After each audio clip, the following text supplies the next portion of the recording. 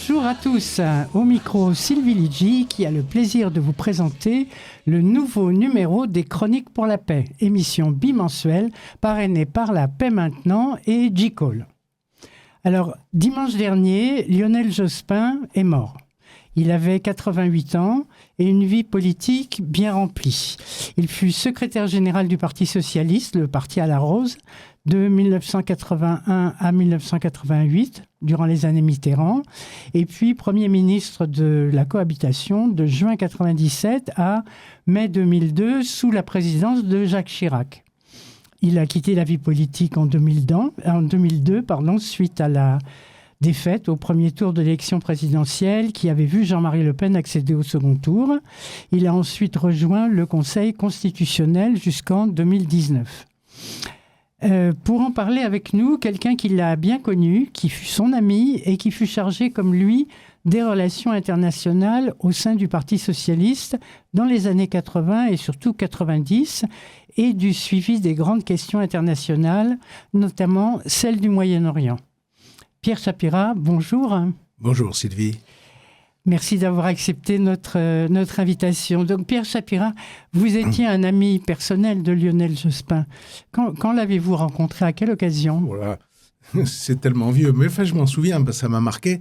Je l'ai connu en septembre 73. 73. Et on avait une petite réunion, c'était Cité Malesherbes à l'époque, et j'avais été frappé, moi j'étais dentiste, j'avais fait des études dentaires, j'avais terminé mes études, et cette réunion avait lieu juste après la chute de Salvador Allende.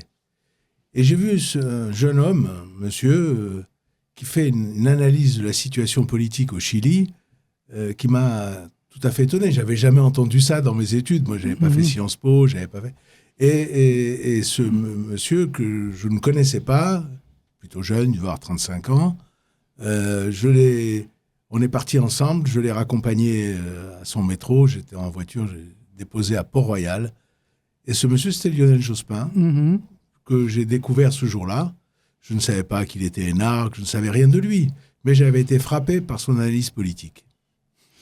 Bien, et donc dans les années 70 et 80, avant même de devenir premier secrétaire du Parti socialiste, Jospin suivait de près le dossier du Moyen-Orient, un sujet très sensible à gauche. À l'époque, on parlait de l'internationale socialiste, le PS qui entretenait des relations avec Avoda, le parti travailliste israélien, puis aussi avec Mapam d'ailleurs, qui est aussi à gauche, qui était, cette gauche israélienne qui était alors dirigée par des figures comme Shimon Peres, Yitzhak Rabin. Pierre Chapira, quelle sorte de relation avait-il avec eux? Écoutez, moi, donc, ça, en fait, entre 71 et 81, il était secrétaire national à l'international, et c'est Mitterrand qui représentait le parti. Il avait des liens particuliers avec les Israéliens. Et après, ça a été Lionel Jospin. Et dans ce secteur qu'on appelait le secteur international du parti, chacun avait un morceau de territoire mondial. Et moi, j'avais Israël. Et donc, on a lié des liens très étroits. Mais enfin, avec Shimon Peres, avec Rabin, avec tous les leaders de l'époque, Yigal Allon, enfin bon, bref, tous ces gens-là, on les connaissait très bien. Et il y avait une fluidité dans les rapports qui était très fort. Et on les recevait, ils nous recevaient. On faisait des voyages extrêmement intéressants sur la politique, sur la vie politique israélienne notamment. Et puis, à partir de 85 ou 86, je ne sais plus, nous sommes allés aussi dans les territoires occupés. Voilà. Donc, j'avais ce rôle de lien avec les partis travaillistes que vous avez cités, Avoda et Mapam, qui étaient membres de l'Internationale socialiste. Le Mapam depuis longtemps, et Avoda au début des années 76, voilà, au milieu des années 76. Donc voilà, c'était des liens fraternels, amicaux, on se disait les choses en face, mais c'était bien, c'était fluide. C'était bien, qu'est-ce que vous voulez dire C'est-à-dire qu'on se comprenait, on on avait des accords politiques, comme on peut en avoir avec un pays ou pas. Mais enfin, nous étions amis, et ce qui nous permettait de parler franchement, notamment sur les Palestiniens, sur l'avenir de la Cisjordanie. Enfin, bon, voilà, on pouvait parler clairement. Alors, j'ai lu quelque part qu'à la fin des années 70, des responsables du Parti socialiste français ont établi des contacts discrets, vraisemblablement, avec des représentants de l'OLP, des proches de Yasser Arafat. Alors là, ça, j'ai eu des contacts, alors, personnellement. J'ai eu des contacts, moi c'était au début des années 80, avec Ibrahim Sousse, qui était le représentant de l'OLP. Des contacts très... on se comprenait, on parlait ensemble, il venait rue de Solferino, on se voyait. Mais il y a eu toujours... Alors ça, c'est... Moi, voilà, Ibrahim Sousse. Les autres contacts, moi, je ne les ai pas eus. Au sein de l'Internationale socialiste, mais ça a été bien plus tard, dans les années 80, il y avait Issam Sartawi, qui est malheureusement décédé, tué dans un attentat à Lisbonne, au cours d'une réunion de l'Internationale socialiste. Voilà, donc oui, il y avait des liens qui s'étaient créés, bien sûr, puisque chacun, voilà, on est obligé d'avoir des liens avec tout le monde, et c'est normal, ça simplifie les choses des fois, et c'est vrai que ça simplifie. C'était une période bénie, finalement. On se parlait, on travaillait ensemble, ils se parlaient, c'était bien. Et c'était donc là un peu avant les accords d'Oslo. Oui. Avec Lionel, on a fait plusieurs voyages en Israël. On a fait une grande délégation en 85, où on est resté 8 jours, on a visité tout le pays, voilà. Une grande délégation d'élus. Il y avait même des représentants de la communauté, parce que Roger Ascot était avec nous. Voilà, donc on a fait ces voyages, et puis ils sont venus aussi à Paris, naturellement. Ils sont venus à Paris. Et alors, un peu plus tard, en septembre 2000, non, ça c'était la deuxième intifada qui a commencé à ce moment-là. Quand il est au cours de son mandat de Premier ministre, il se rend en Israël en février 2000.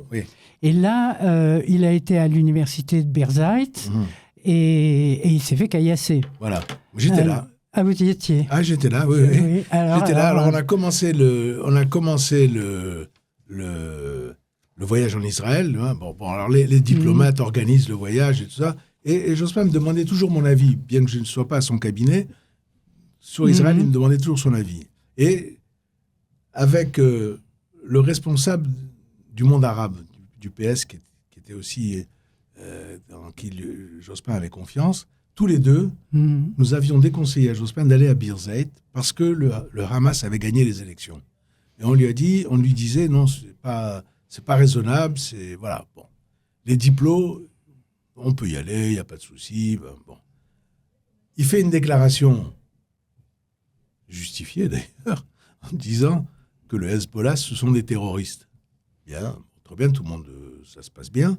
Et quand on va à Birzeit, on est reçu d'abord au premier étage dans la fac par des étudiants, des professeurs, ça se passe bien. Ils attaquent Jospin sur la guerre d'Algérie. Sur la guerre d'Algérie. Disant, vous étiez à la SFIO, vous êtes un colonialiste, alors que Jospin, à l'époque, il avait 20 ans, il était dans les étudiants qui luttaient contre la guerre d'Algérie, et pour l'indépendance de l'Algérie. Et donc, ils l'ont attaqué là-dessus.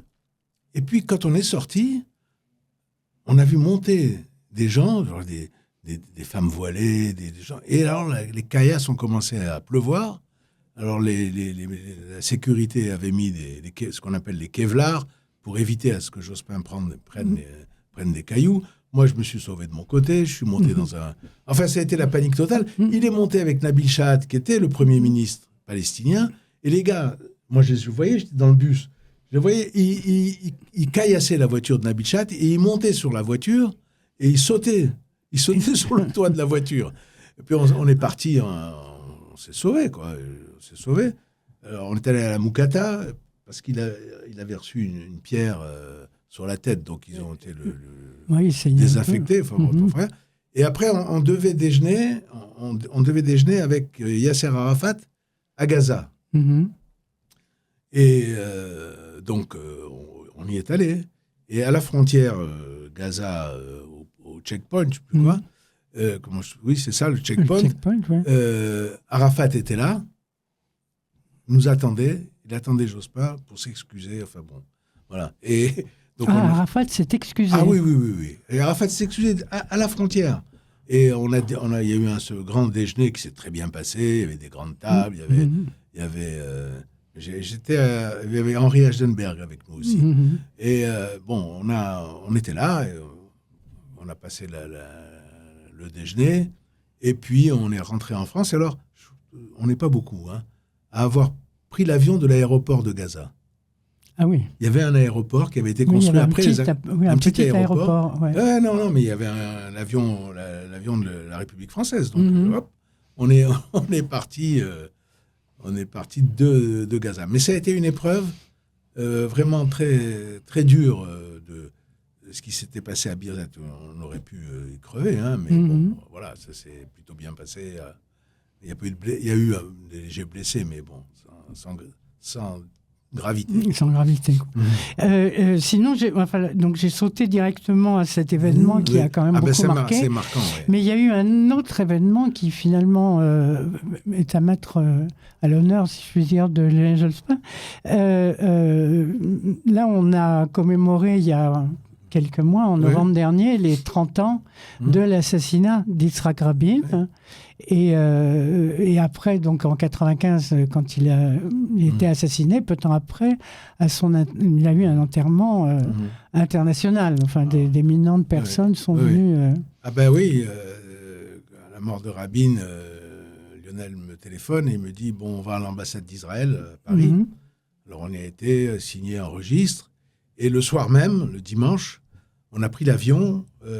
Mais à cette époque-là, il avait une fonction... Il était redevenu premier secrétaire. Ah oui. Parce que c'était après les présidentielles de 95. Emmanueli était à l'époque premier secrétaire. Et devant le succès qu'il avait eu en 95, il a dit, voilà, je laisse ma place, tu deviens premier secrétaire. Et il y a eu une élection, il est devenu premier secrétaire. Et donc, c'est en tant que premier secrétaire qu'il a été à Tel Aviv. Et donc, on s'est retrouvés dans l'avion avec...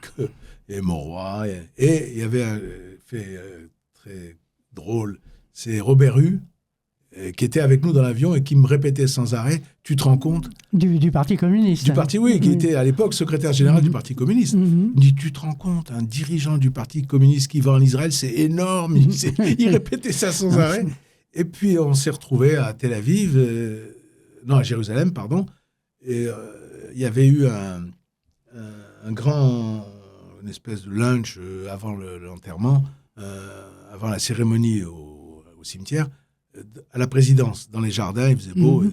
Et on avait une table de Français, donc il y avait Léotard, il y avait Jospin, il y avait Robert Hue, Mauroy, enfin on était tous ensemble, parce que, on était là pour commémorer Rabin, et moi, ça nous a marqué. C'est la cérémonie au cimetière, il y avait le monde entier. Le monde entier. Clinton, John Major, Charles d'Angleterre, bref. Hussein de Jordanie qui a fait un discours magnifique.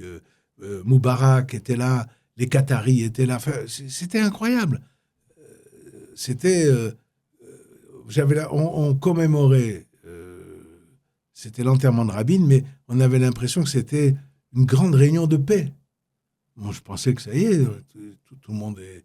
Arafat n'a pas pu venir, mais paraît-il qu'il est venu après voir Léa Rabin. Oui. Ce qu'on dit, moi je ne savais pas.